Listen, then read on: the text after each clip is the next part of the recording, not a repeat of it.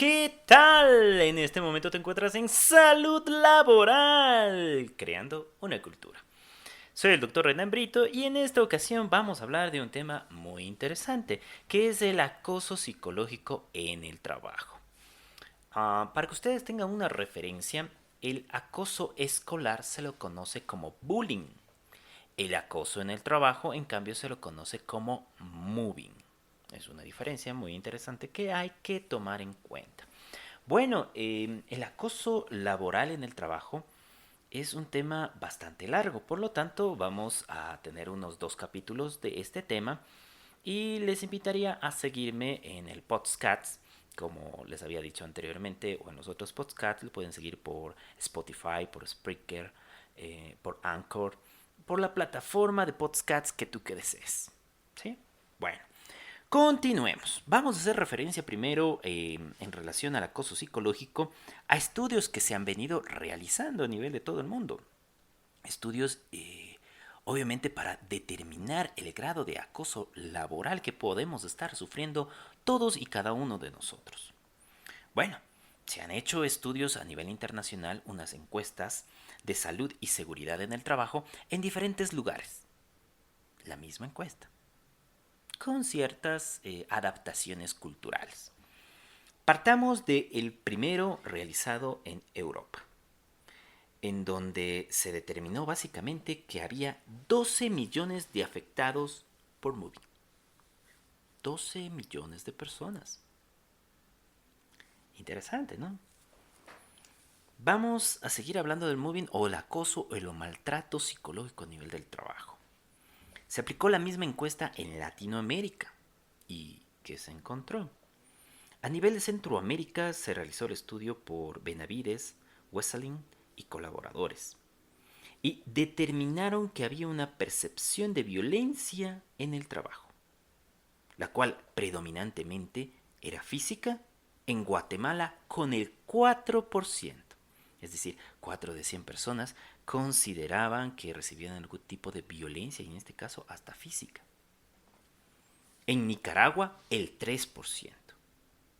Y ojo, las mujeres manifestaron que fueron fruto o recibieron acoso y abuso sexual con los niveles más altos en El Salvador y Panamá con el 4%. Es decir, no solo estaban recibiendo violencia de tipo psicológica, sino también sexual, proposiciones inadecuadas e incluso pudo haber algún tipo de abordaje sexual.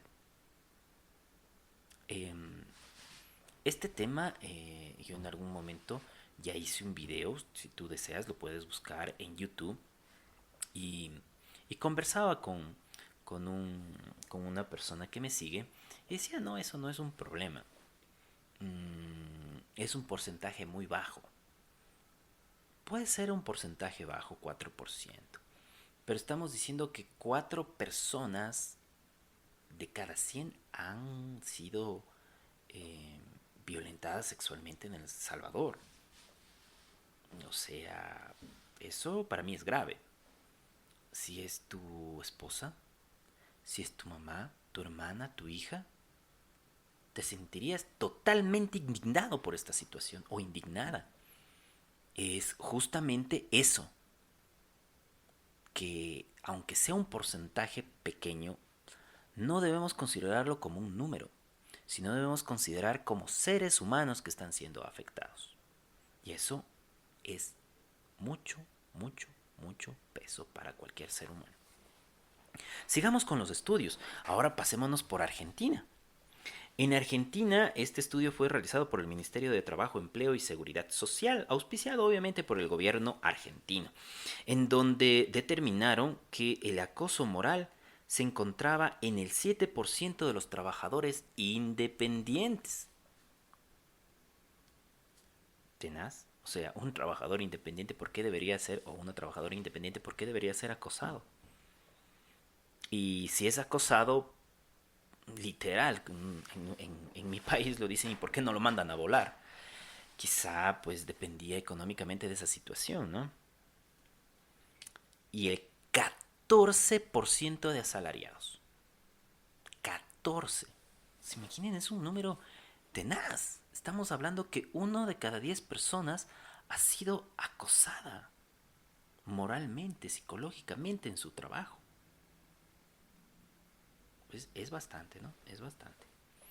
Hay un dato también aquí interesante que es el doble de los trabajadores independientes que han recibido acoso moral.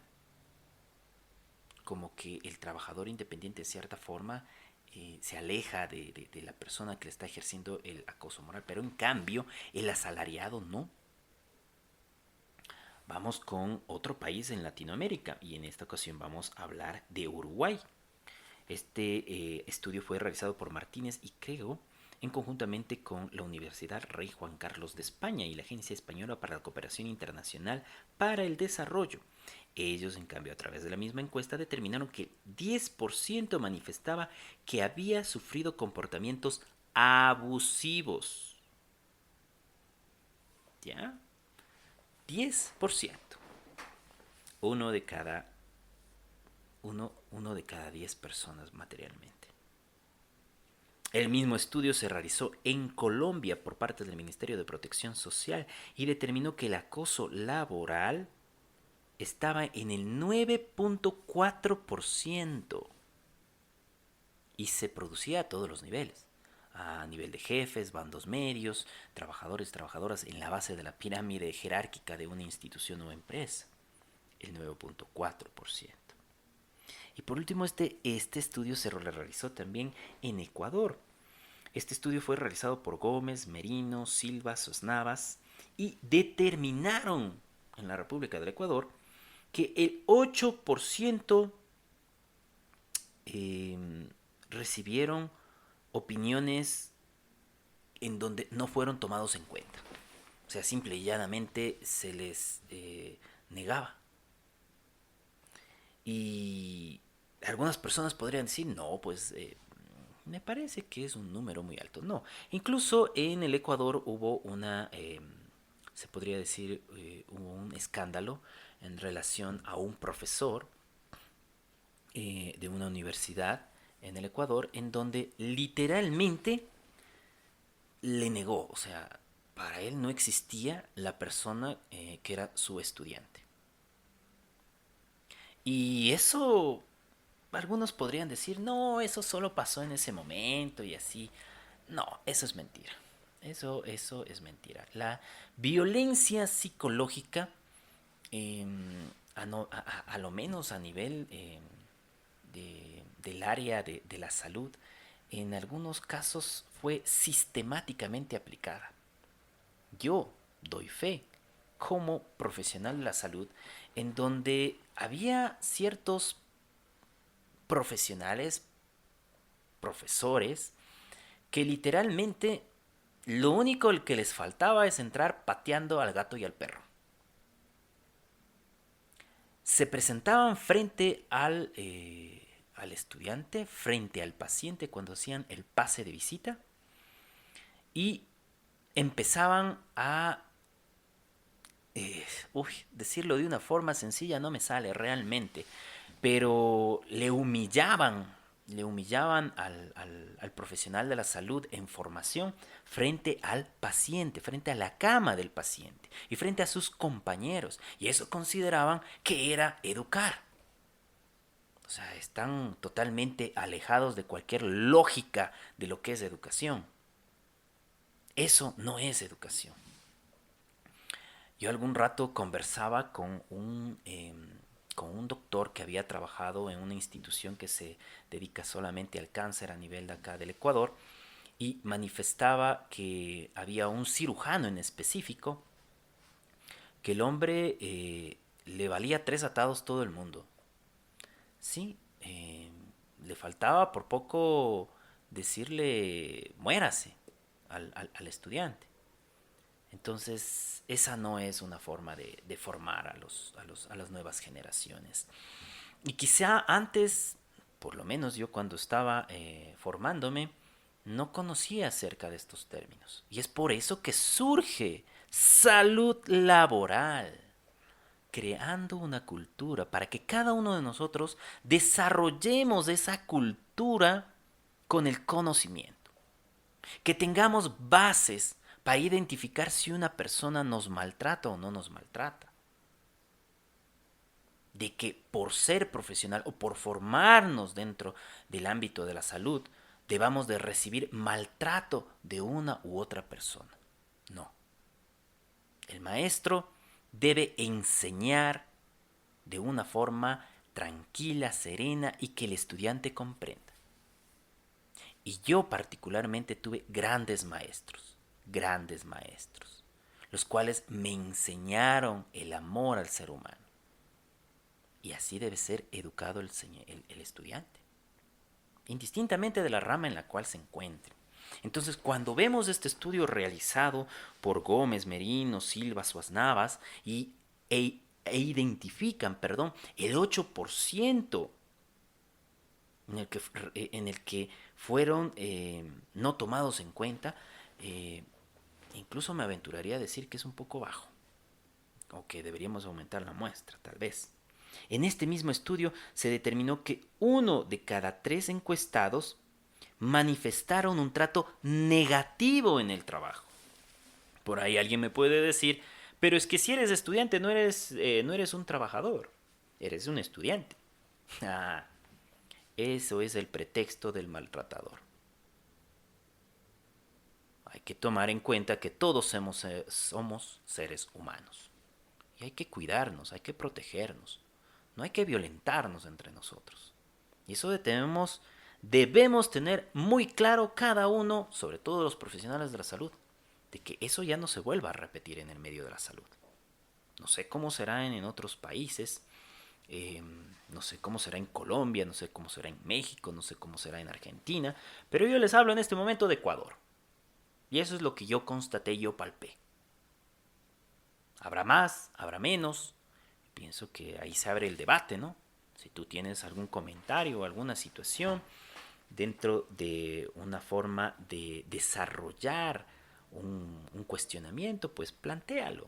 Plantéalo a través del podcast en los comentarios y podemos seguir hablando de este tema. Pero no hay que tapar el sol con un dedo. Sí, no hay que tapar el sol con un dedo. Pero bueno, vamos explicando un poco de qué se trata el mobbing, el acoso laboral en el trabajo. Lehman en el año de 1984 determina que es básicamente una situación creada por una persona o grupo de personas que ejercen violencia psicológica extrema de forma sistemática. ¿Qué quiere decir esto? Al menos una vez por semana por más de 6 meses sobre una persona en el lugar de trabajo. Interesante concepto, ¿verdad? Entonces tampoco podemos irnos a los extremos. No, es que me está acosando, es que me molesta cada rato que yo haga mi trabajo. Pero si es un supervisor, si es una supervisora, si es tu jefe, tiene que presionarte, pues. Otra cosa es que se te cargue. Otra cosa es que utilice insultos, que utilice señas. Te considero una persona con un déficit intelectual. Te considero una persona que no puedes, una persona incapaz. Eso ya es otra cosa. Pero si a ti deben de presionarte para realizar tu trabajo, deben de presionarte, pues. Si no, ¿cómo vas a aprender? No hay que irse ni a un extremo ni al otro. Sí. Pero, ¿cómo se ejerce el mobbing? ¿Cómo se ejerce este acoso laboral? Una forma es deteriorar la forma de comunicación. Estás en tu trabajo y de repente tú estás conversando con tus amigos, con tus compañeros, y se acerca tu jefe y le dice, a ver, tú, vénganse conmigo que vamos a hacer esto. Y tú vas a seguir atrás, porque eres producto del mobbing o del acoso laboral. Y dice, no, usted no viene a la reunión. Ah, ya, ¿y por qué? Porque no, solo les necesito a ellos. O, por ejemplo, tú estás yendo a la hora del almuerzo y te pones a conversar, a servirte tu alimento y de repente llega otra persona Y le dice, no, no, no, calla, calla, tú no sabes. ¿De qué estás hablando?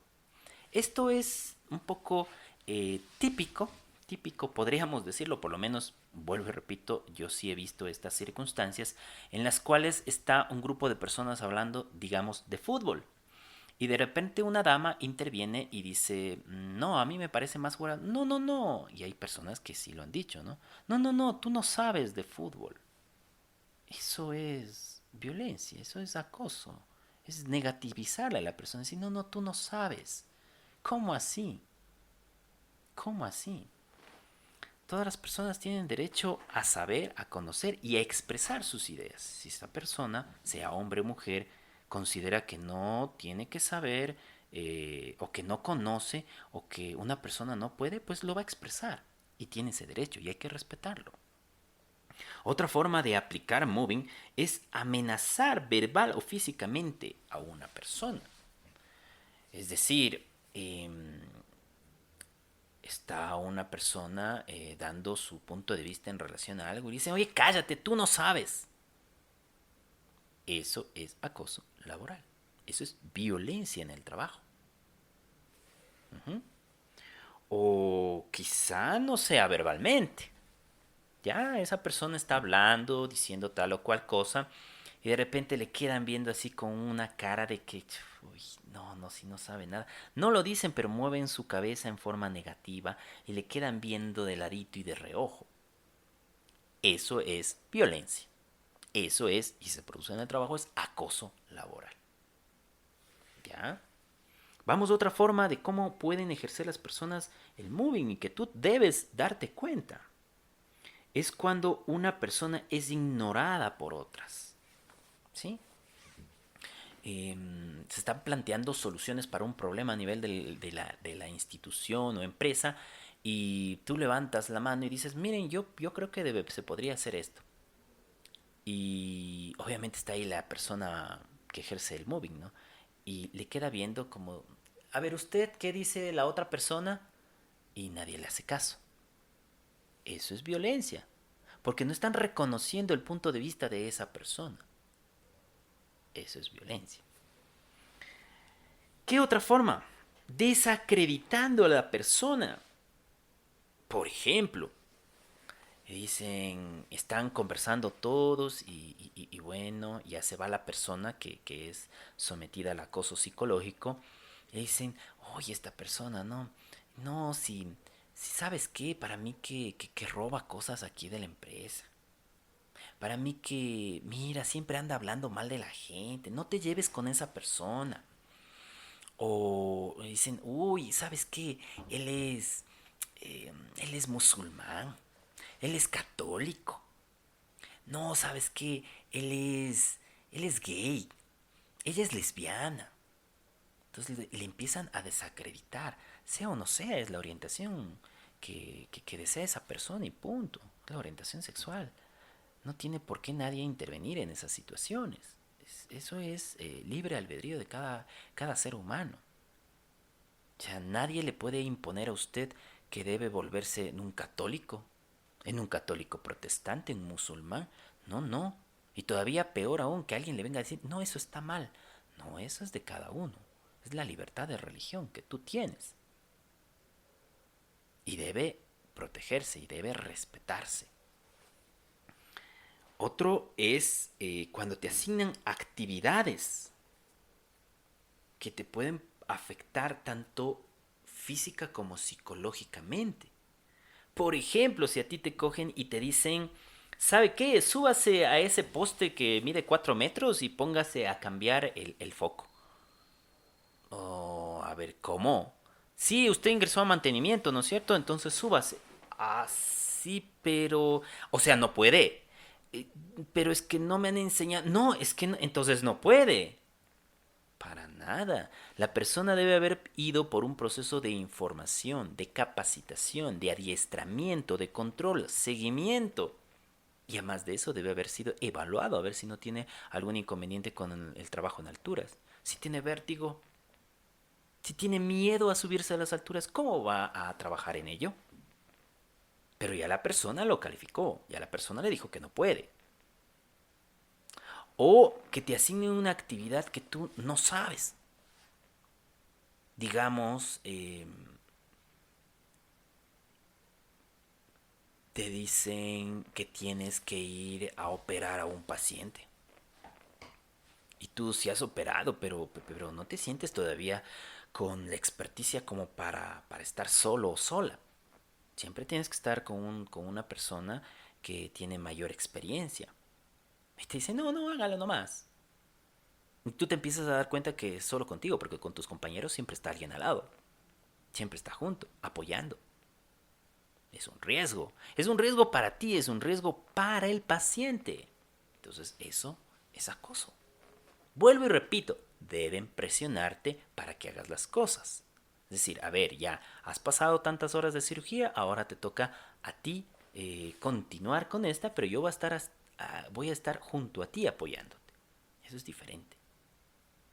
Entonces, el moving, como vamos haciendo un resumen, se han hecho diferentes estudios a nivel de Latinoamérica y Europa en donde se ha identificado que hay niveles más o menos, estaríamos entre un 7 y 10% en promedio de que se presenta este acoso laboral en el trabajo. Ya hemos hablado de estudios acerca de Panamá, de Guatemala, hemos hablado de Colombia, hemos hablado de Argentina, de Uruguay, de Ecuador.